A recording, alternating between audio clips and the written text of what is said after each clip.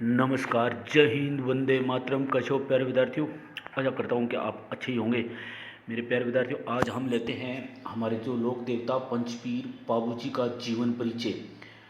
हमने पीछे 3 पंचपीरों का जो जीवन परिचय है वो करवा दिया है। अगर आप उनको देखना चाहते हैं तो डिस्क्रिप्शन आपको लिंक मिल जाएगा यूट्यूब चैनल ड्रीम क्लास 101 पर। अगर आप अपनी बेहतरीन तैयारी करना चाहते हो तो आप जाइए वहाँ डिस्क्रिप्शन में लिंक को ज्वाइन कीजिए, चैनल को सब्सक्राइब कीजिए। तो चलो लेते हैं, ज़्यादा समय को व्यस्त नहीं करते हुए, लोक देवता बाबूजी का जीवन परिचय। जन्म कोलूमंड जोधपुर में कब हुआ था? 1239 ईस्वी में। ये यहाँ पर 2 क्वेश्चन बन जाते हैं विद्यार्थियों, तो दोनों में से आप इनको दोनों को याद रखो। एक तो जो जो क्या बोलते हैं, गोगा जी का बाबूजी का जन्म, और दूसरा कब हुआ था? 1239 ईस्वी में। पिता उनका नाम था उनके धांधला जी राठौड़, माता का नाम कमला दे और पत्नी का नाम फूलम दे या सुपैर दे। दोनों में परीक्षा में कोई सा भी नाम पूछ सकते हैं आपको। पत्नी का नाम है जो फूलम देव के नाम से भी पूछ सकते हैं और सुपैर दे के नाम से भी पूछ सकते हैं। और उनकी जो घोड़ी का नाम था केसर कालमी। चलो लेते हैं आगे का जीवन परिचय।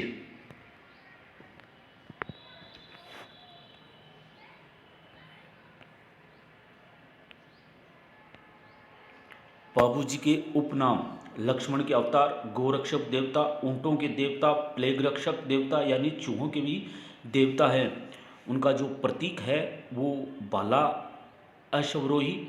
उनकी जो फड़ है वो सबसे लोकप्रिय है, और उनकी जो फड़ है वो बोपे अनुयायी नायक जो थ्योरी अनुयायी है वो उनको गाते हैं। उनका जो वाद्य यंत्र है जो फड़ में और उनके जो संगीत में बजाते हैं वो है रावण हत्था। फड़ वाचन के समय नोट, ये बहुत ही इम्पोर्टेंट चीज़ है। आप चाहे तो आप इसका स्क्रीनशॉट ले सकते हैं, नहीं तो आपको डिस्क्रिप्शन में लिंक मिल जाएगा, वहाँ पर पीडीएफ मिल जाएगी, आप वहाँ पर भी जा करके पढ़ सकते हो। रेबारी जाति के लोग बाबूजी के पावड़े वीर रस गाते समय माठ यंत्र का प्रयोग करते हैं। ध्यान रहे विद्यार्थियों, जो बाबूजी के जो गीत गाते हैं जो रेबारी, वो उनका जो माठ यंत्र है उनका प्रयोग करते हैं। चलो लेते हैं आगे।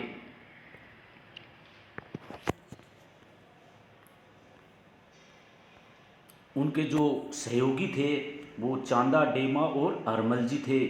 बाबू प्रकाश उनका जो ग्रंथ था वो ओसियाजी मोर्जी ने लिखा था। ओसिया मोर्जी द्वारा रचित बाबूजी का जीवन दर्शन। जिंदराव बहनोई इसे देवल चारण की गायों की रक्षा करते हुए युद्ध वीरगति को प्राप्त हो गए थे। उनकी मृत्यु देचू फलोदी यानी पुराने हम उनका संस्कृति और कल्चर को पढ़ेंगे तो ये फलोदी जोधपुर के अनुसार होगा। अगर नए डिस्ट्रिक्टों के अनुसार जो हम कल्चर पढ़ेंगे तो ये फलोदी डिस्ट्रिक्ट में होगा। न्यू जिले के अनुसार कब मृत्यु हुई थी? 1776 ईस्वी। चलो लेते हैं आगे।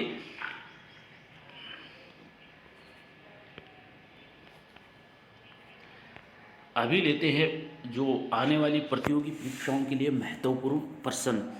अगर आप इनकी स्क्रीनशॉट लेना चाहें तो स्क्रीनशॉट भी ले सकते हैं, अन्यथा आपको डिस्क्रिप्शन में लिंक मिल जाएगा अपना जो चैनल यूट्यूब चैनल है ड्रीम क्लास 101 पर। वहाँ पर भी आप जा करके इसको पूरा देख सकते हैं। लेकिन आने वाली राजस्थान की जो महत्वपूर्ण परीक्षाएं हैं जैसे कि राजस्थान पुलिस है, पटवार है और जो बहुत सारी भर्तियां हैं उनके लिए ये बहुत ही इम्पोर्टेंट प्रश्न है।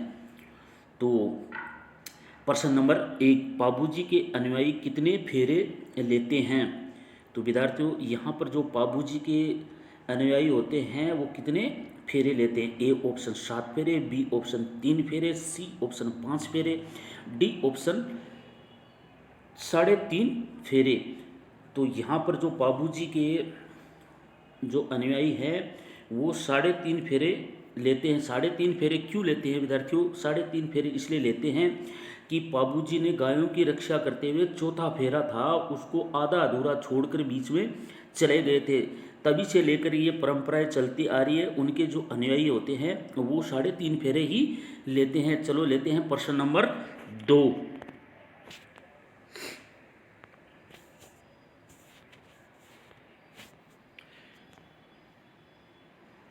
प्रश्न नंबर 2, रेबारी जाति के लोग बाबूजी के पावड़े गाते समय कौन सा यंत्र बजाते हैं?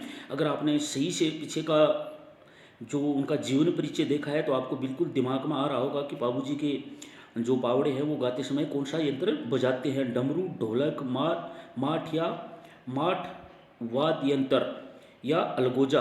तो बाबूजी के पावड़े हैं वो गीत गाते समय बाबूजी का जो माठ वाद्य यंत्र है उनका प्रयोग करते हैं।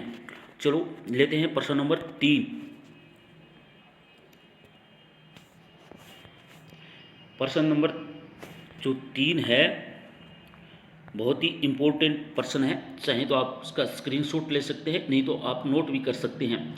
प्रश्न नंबर 3, बाबूजी की पगड़ी किस दिशा में झुकी हुई रहती है? ऑप्शन नंबर ए दाईं ओर, ऑप्शन नंबर बी बाईं ओर, ऑप्शन नंबर सी ऊपर की ओर, ऑप्शन नंबर डी नीचे की ओर। तो विद्यार्थियों यहाँ पर जो बाबूजी की पगड़ी है वो अन्य जो पगड़ियाँ होती है उनसे भिन्न है, वो बाईं ओर झुकी रहती है। तो ऑप्शन नंबर बी को लॉक कर दिया जाए। चलो प्रश्न नंबर लेते हैं 4।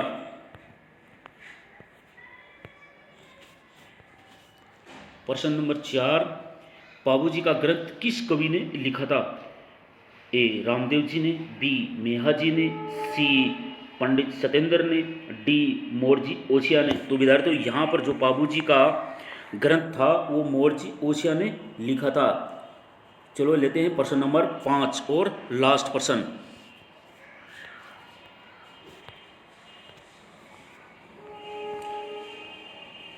प्रश्न नंबर 5, बाबूजी का छंद किसने लिखा था? बहुत ही अति महत्वपूर्ण क्वेश्चन है।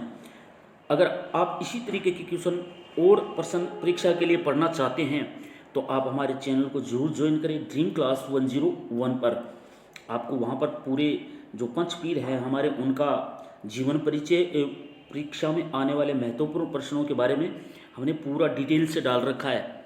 कोई प्रश्न बाहर से नहीं आएगा अगर आपने अच्छी तरीके से तैयारी कर ली तो। चलो लेते हैं, बाबूजी के छंद किसने लिखा था?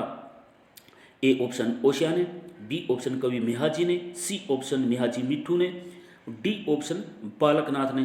तो यहाँ पर प्यारे विद्यार्थियों जो हमारा सी ऑप्शन है वो बिल्कुल करेक्ट है, इसको लॉक करो। और मेहाजी मिट्ठू था, उन्होंने बाबूजी का छंद लिखा था। मिलते हैं ऐसे ही बेहतरीन प्रश्नों के साथ, तब तक के लिए नमस्कार, जय हिंद, वंदे मातरम।